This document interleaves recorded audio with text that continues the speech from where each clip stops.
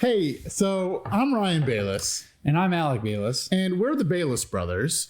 And this program that you are currently watching is called The Whiskey Show. The Whiskey Show. Thank you for joining us. Yeah, thanks for just, coming along.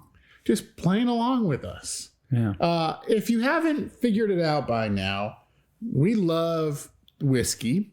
And we've dedicated this first season of our program, season 1, to being about New York whiskey because we live in New York and we're passionate about New York whiskey. And there's so much stuff out there about Kentucky bourbon that you can access. And already know. And probably already know. And when you get it, if you don't, there's so much to get. But this is, our perspective into something I feel like we might know better than other people. Not to be better than them, but to give more access to a new thing in whiskey. We want to introduce you to a whole kind of new world. So on that, we're in the town currently. Our studio is in the town of Hudson, which is in the Hudson Valley. Today's whiskey is called the Hudson Whiskey. It's Hudson whiskey. It is not made in the town of Hudson. No. However, it is made in the Hudson Valley. And on the Hudson River. Kind of. And it is a delightful distillery that was really kind of the OG New York distillery, farm distillery. The original owner, a fellow named Ralph, basically helped create all the laws that allowed New York craft whiskey to explode. Because prior to Ralph, there wasn't a liquor or a distilling license that was very affordable for anyone who wasn't like really moneyed, who had like deep pockets. That and it wasn't possible to sell your liquor like on sale. You couldn't let people taste. There was all kinds of rules that just were like outdated, and you had to have someone. It was all this nonsense that he really, petitioned for to change, and it changed whiskey in New York. Like there has been this whole kind of domino effect that's happened after all the work Ralph and a number of other people Co. did, but Ralph and Co. is a great, but Ralph was sort of the OG, and he, from my understanding, didn't even really drink whiskey. He had bought this property in the Hudson Valley that he wanted to build a climbing ranch on. There's a lot of great mountains in the area, and a lot of climbers come, thousands of climbers come to the area to climb, and there wasn't really a lot of investment in that. So Ralph thought, this is a long time ago, Ralph thought, I'll build a campground or a climbing ranch, he called it, for people to just kind of camp or stay, or like a place. And what a good investment idea that is. And so he comes to town. I believe he was a New Yorker, but also a huge climbing person. Yeah, he had opened some gyms in the city, some climbing gyms. And so he had decided, like, I'm going to come out to the Hudson Valley and make an investment. And he got there, and his neighbors basically were like, we don't want anything to change in this town at all. And if you build stuff, we're going to be upset. And they sued him enough that he had to like sell some of the property he had bought. And so he went to like the town and the people in charge and said, like, what do I do here? Like, what can I do? And like, well, you can farm. What am I allowed to make? What am I allowed to do? What am I allowed to make? Like, I bought this property. And so they're like, well, you can farm and you could like make wine, I guess. Anything like fruit-based, I believe, like a fruit-based spirit. These are like old liquor rules that happened after Prohibition that the states like stuck to, because the liquor lobby, which is sort of the people who sell the bottles to the stores or are the stores, kind of set the rules. And so Ralph challenged that in what some might call a backroom deal. No, Actually, I don't know if they did any backroom deals. Another use so he started Tuttletown, which is the name of the distillery. Hudson Whiskey is the brand. Yes. So yeah, there was in the early days. He's no longer a part of the company. He sold it to William Grant and Sons. Yeah, which is sort of a bigger spirits conglomerate. Yeah. Who actually gave us this bottle. I should say that. Not for this program, but we were visiting Tuttletown once, and they gave us this bottle. So it's not like they sent it to us. This is not a proper review. This is an opinion show. This is not branded. But this particular Hudson whiskey, we've had their rye and enjoy their rye quite a bit. Yeah, so they have an array of products. They have a rye, a bourbon, a maple barreled bourbon. I think it's their bourbon with finished in a maple barrel, and then they have this backroom deal, which is that like 7. The 4-part harmony, which is a 7-year that's got four different grains. Yeah, four grains. But this backroom deal, the reason we chose this for this episode is because we talk a lot about Empire Rye and New York Rye, and this is definitely like a New York straight rye whiskey. However, it's finished in peated Scotch barrels. Because in whiskey, American whiskey, the first was like bourbon, right? That was like the popular choice in the modern age of whiskey. And then rye has really started to rise and have this moment. And then there's the American single malt, which is the American sort of answer to Scotch. And so this is not an American single malt, but I think finishing something in a peated Scotch barrel is like testing the waters there a little bit. Yeah, I have a feeling it's gonna taste like one. Let me pour you some. Just a splash. Just a splash. You don't like this. I don't, probably. Alec doesn't like peated stuff. I don't like Scotch. Smoky kind of stuff. On the nose, it's like rye. It'll grow on me. On the nose, I get the rye that I'm used to, which is comforting to me. I know that Hudson rye. 100%. And we've spent a lot of time there visiting, working on a documentary project called Fire, Water, and Grain, the story of Empire Rye. And we met the great fellow who runs the place now, Brendan O'Rourke. Really, really nice guy. Amazing guy, yeah. And has treated us so kindly, given us great tours. And so I feel like we've gotten a chance to really get explore. To know them. And tasted some whiskey out of some barrels there. But you have tried this a number of times at this point. Backroom deal. This might be my second time. Oh, I thought you tried one out of the barrel or something. Didn't you do that once? Didn't you try something out of the barrel? Maybe. We've had the rye out of the barrel, but I don't know. For some reason, I thought you tried that. But maybe I might have. So this is finished in a Scotch barrel. My guess is that William Grant and Sons, which is originally from the UK, would send one of their Scotch barrels over. And they sort of have barrel programs that work like that. In order to be bourbon, you have to be in a new American white oak barrel. And then usually that barrel gets sent over because Scotch doesn't have the same rules. But in this case, if they're finishing, they might be sending a barrel from a Scotch over to the US so that this stuff gets used.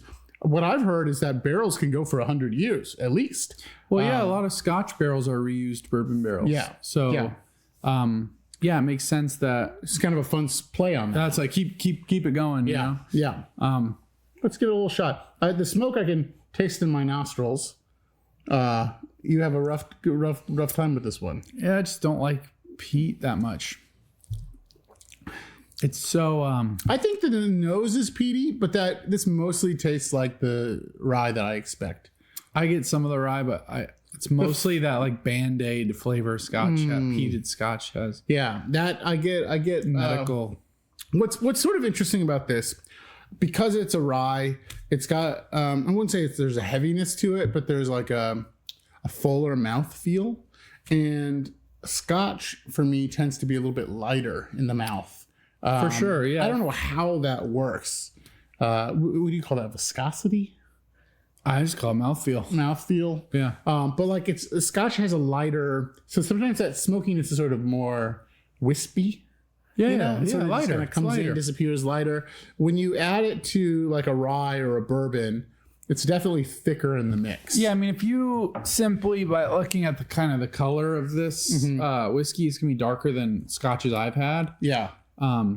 So yeah, you do. It is kind of a cool. You said like scotches you've had. Yeah, I thought you said Scott's iPad. It's like, darker. It's darker than Scott's iPad. You know what? This is interesting. This has the Empire Rye logo on it, so it must be made from an Empire Rye as well. Yeah. So it's an Empire Rye. So that means it's 75% rye plus. I just heard this crazy sound. Do you hear a sound? Yeah, it's like it's raining. It's raining. Rain. Sorry. Rain, So go away. We're currently shooting the show right now in the middle of winter, and this is basically our saving grace. This whiskey, right? This well, whiskey, not drinking this whiskey. one.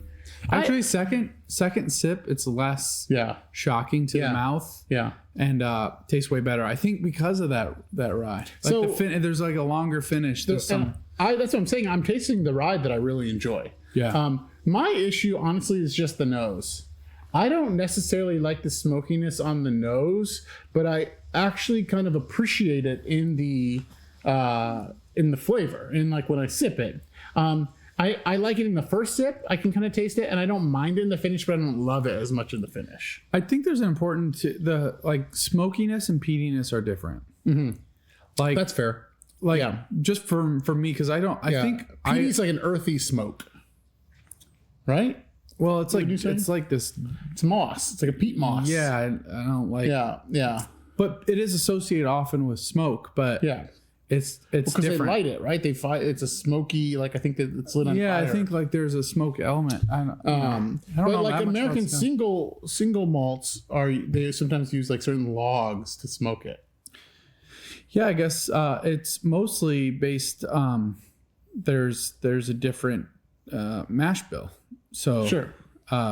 There's a lot of single malt, which is what I think Scotch is the same thing, but we don't know that much about Scotch. Well, malt being the main grain. Yeah, sure. 51% malt. That's correct. how the way single malt. It just means it's from a single distillery, and there's some other rules there, but I don't know them exactly. So right. All it means is it's like a malt whiskey from a single distillery. So let's have a little moment of learning in case you are a beginner to whiskey. Bourbon is 51%. Corn. Which grain? Yeah, I was like, it's 51%. There's some learning from a dummy. 51% bourbon. Bourbon is at least 51% corn. You could have a wheated whiskey, which would be at least 51% wheat. Single malt, American single malt is at least 50% malt. 51, yeah. And then 51%, sorry. And then rye is at least 51% rye. Which I actually find really interesting because like the ryes that we drink in New York are like 75. For it to be an Empire Rye, it needs to be at least 75. So I'm used to a certain kind of rye, but like a Kentucky rye is almost like a cheat. Sometimes it feels like to me because it's like 51% rye, 49% corn. So it's like something like a Michter's 10-year or not 10-year, Michter's rye, which I like, is not that far off from a Michter's bourbon, in my opinion. Well, I for the most part I agree, but it is like if you just look at all the things as they exist, if you want a certain flavor profile, like if you want a bourbon, well, if you want like a lower rye whiskey that is just 51%, then that might be awesome. Like some bourbons I love are like 60% bourbon, you know? Or corn. Now I'm doing it. Are 60% corn, and I like because it has more rye in it, but it's still like predominantly even high, higher than 51% of bourbon. Right. So, like Nulu has this bourbon that I love that is like 60, 30, 10, whatever. Yeah. So that's delicious. It's a there's really new kind of vertical that's happening too that I'm really interested in, which is the American single Kool-Aid. It's 51% Kool-Aid. Oh, okay. And then what's the rest? And then it's the rest of it is just beer. Oh, Kool-Aid it's just and like beer. a light beer that they pour into it. It's a college drink. Yeah. You haven't had it in a while. Yeah, I haven't had it in a while. It's golly. Did you drink whiskey in college? Yeah, kind of. Our dad, who sort of we got the love of whiskey from, didn't really drink that much. Doesn't like beer. Doesn't really care for wine. But we'd go visit our grandfather, who does enjoy drinking quite a bit. You can say it's out of his hands. It's up to God now. No, they would drink Jack and Cokes. When Dad would go visit our grandfather, they would drink Jack and Cokes. I just remember like 2 Jack and Cokes in, the 2 of them, we'd have some movie on the TV, and the 2 of them were just like snoring with their heads back. And now I find myself like waking up after having whiskey and being like, did I fall asleep? Did I fall asleep? Am I still asleep? But so when I got to college, I moved to New York City. I was like 19, and I was going to bars, and they weren't carding me allegedly. And I was allegedly trying lots of Jack and Cokes. The first time I ordered one downtown New York City, allegedly, and it was like I went to this bar. And I was like, "Yeah, can I get a Jack and Coke?" And they're like $13, and I was like, "Whoa, I don't have $13. What are you talking about for Jack and Coke? For a Jack and Coke, like in a plastic cup." Yeah.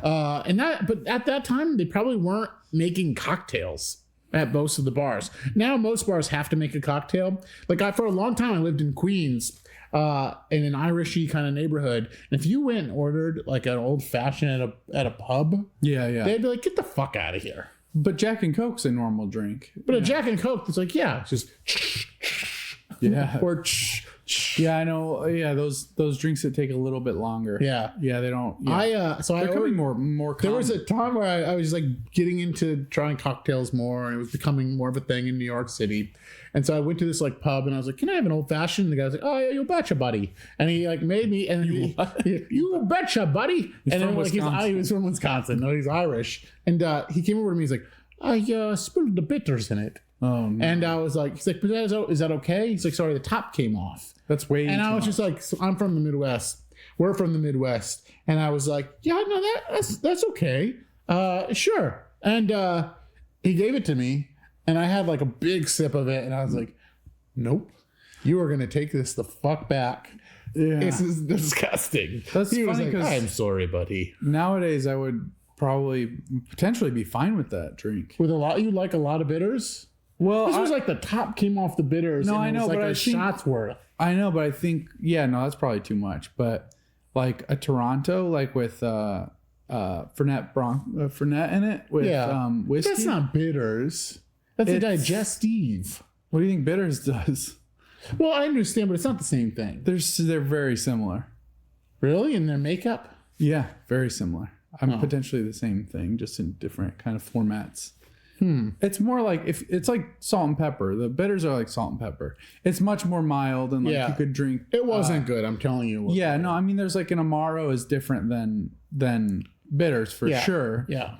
If you dumped salt into the cup, it would be disgusting. So I imagine it's much stronger. Yeah. It comes out as little drops. He was just like knew so little about it. He's like, "I don't know. Maybe I gave you more of something you like."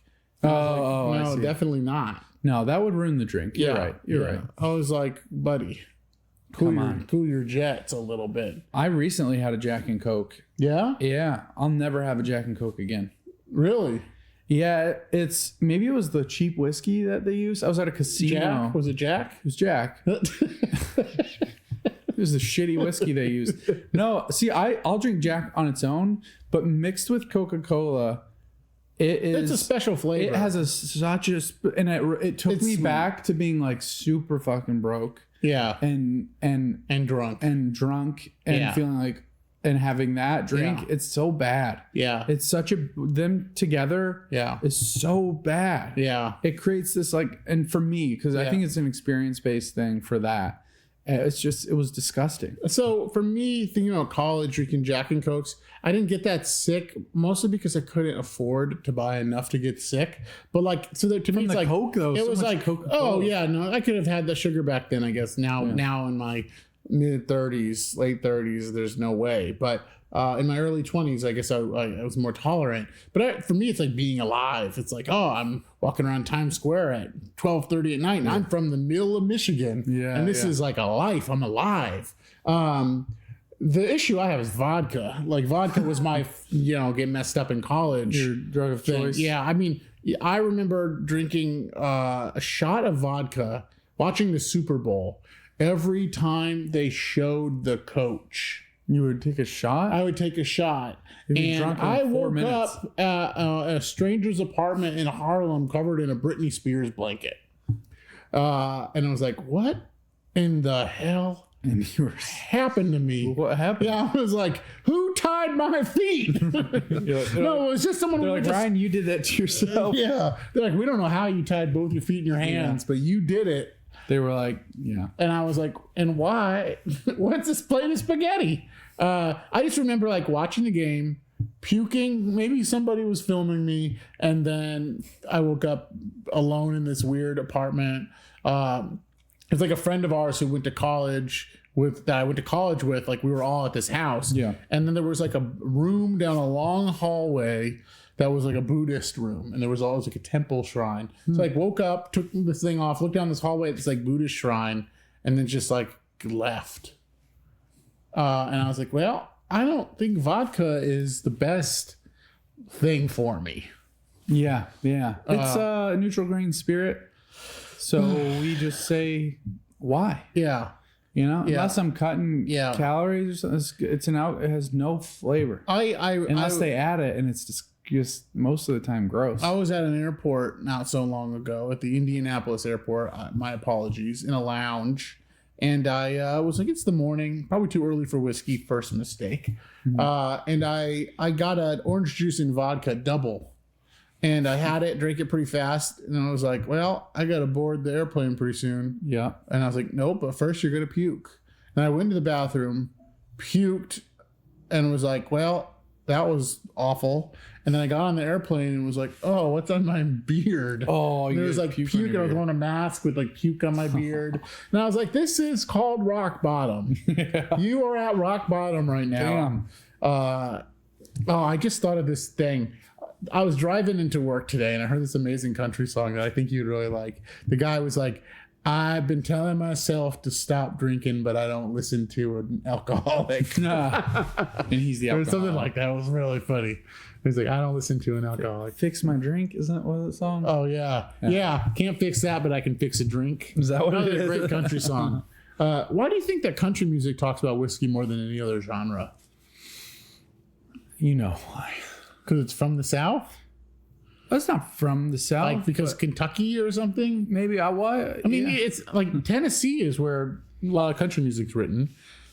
I think whiskey's a country thing, man. Yeah? It's a country drink. Like, are you a country person or a city person? You gotta be it's connected to... I can't imagine a country person like loving this show, but maybe you are. Why not? And I love you. We're country people. You think so? We grew up in the middle of fucking nowhere, Indiana and Michigan. We're country people? We're country people. You can move. You can go far away. You can go to the center of the biggest city in the world. I'm a metropolitan man. Boy, you a country boy, and you always will be.